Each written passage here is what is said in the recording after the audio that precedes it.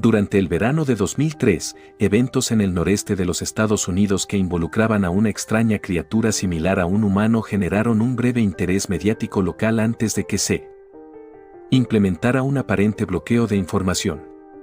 Poca o ninguna información quedó intacta, ya que la mayoría de los relatos en línea y escritos sobre la criatura fueron misteriosamente destruidos. Centrados principalmente en el estado rural de Nueva York y una vez encontrados en Idaho, testigos autoproclamados contaron historias de sus encuentros con una criatura de origen desconocido. Las emociones iban desde niveles extremadamente traumáticos de miedo e incomodidad, hasta una sensación casi infantil de juego y curiosidad. Aunque sus versiones publicadas ya no están registradas, los recuerdos seguían siendo poderosos. Varios de los involucrados comenzaron a buscar respuestas ese año. A principios de 2006, la colaboración había acumulado casi una docena de documentos que datan desde el siglo XII hasta la actualidad, abarcando 4 continentes. En casi todos los casos, las historias eran idénticas. He estado en contacto con un miembro de este grupo y pude obtener algunos fragmentos de su próximo libro. Una nota de suicidio, 1964. Mientras me preparo para quitarme la vida, siento necesario aliviar cualquier culpa o dolor que haya introducido a través de este acto. No es culpa de nadie más que de él. Porque una vez desperté y sentí su presencia. Y una vez desperté y vi su forma. Una vez más desperté y escuché su voz y miré en sus ojos.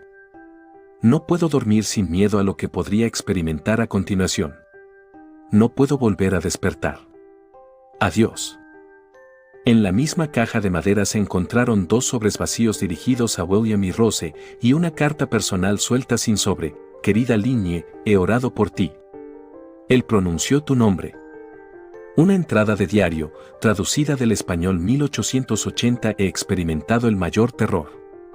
He experimentado el mayor terror. He experimentado el mayor terror. Veo sus ojos cuando cierro los míos. Están huecos. Negros. Me vieron y me atravesaron. Su mano húmeda. No dormiré. Su voz, texto ininteligible, punto.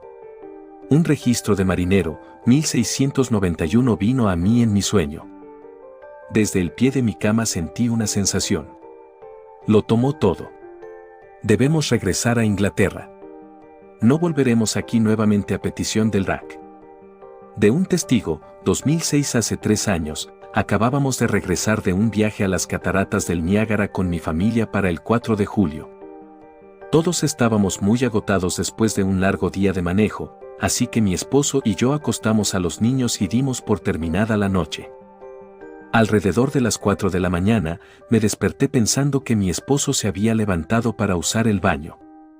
Aproveché el momento para robar las sábanas, solo para despertarlo en el proceso. Me disculpé y le dije que pensaba que se había levantado de la cama. Cuando se volvió para mirarme, jadeó y levantó los pies de la cama tan rápido que casi me sacó de la cama. Luego me agarró y no dijo nada. Después de ajustar a la oscuridad durante medio segundo, pude ver lo que causó la extraña reacción. Al pie de la cama, sentado y de espaldas a nosotros, había lo que parecía ser un hombre desnudo, o un perro grande sin pelo de algún tipo. Su posición corporal era perturbadora y antinatural, como si hubiera sido atropellado por un automóvil o algo así. Por alguna razón, no me asustó instantáneamente, pero más bien me preocupaba su condición. En este punto, estaba algo bajo la suposición de que se suponía que debíamos ayudarlo. Mi esposo miraba por encima de su brazo y rodilla, metido en posición fetal, mirándome de vez en cuando antes de volver a mirar a la criatura. En un torbellino de movimiento, la criatura se escabulló alrededor del costado de la cama, y luego se arrastró rápidamente en una especie de movimiento frenético justo a lo largo de la cama hasta que estuvo a menos de un pie de la cara de mi esposo.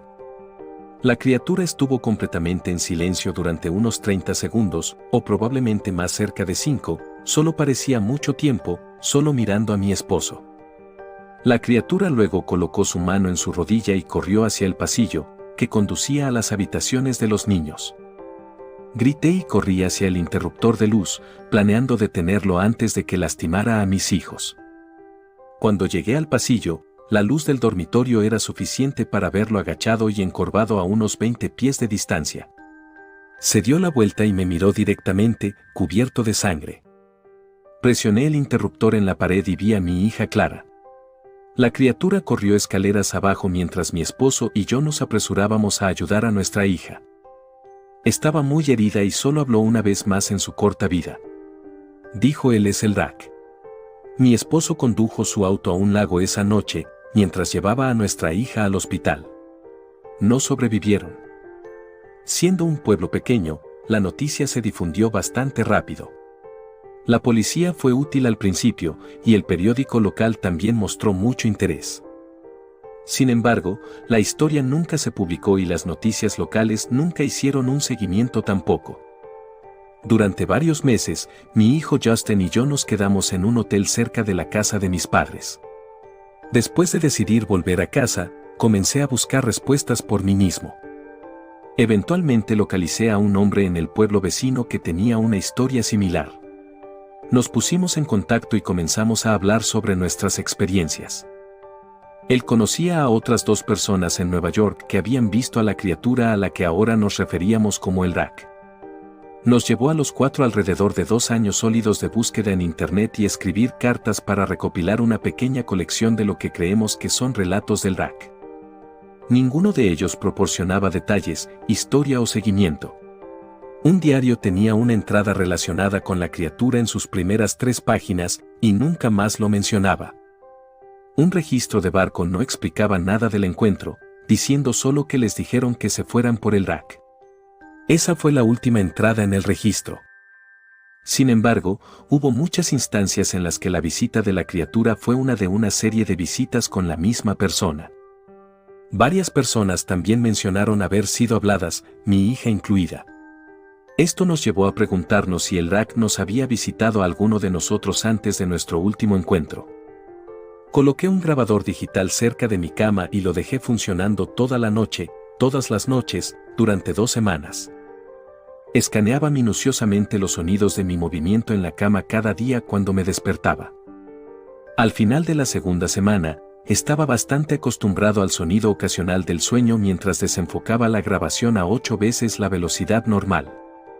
Esto aún me llevaba casi 1 hora todos los días. El primer día de la tercera semana, pensé que escuché algo diferente.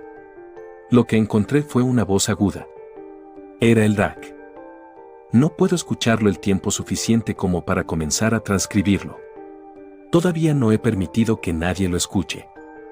Todo lo que sé es que lo he escuchado antes y ahora creo que habló cuando estaba sentado frente a mi esposo. No recuerdo haber escuchado nada en ese momento, pero por alguna razón, la voz en el grabador inmediatamente me devuelve a ese momento. Los pensamientos que deben haber pasado por la cabeza de mi hija me ponen muy triste.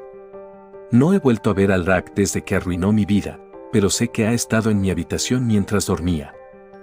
Sé y temo que una noche me despertaré y lo veré mirándome.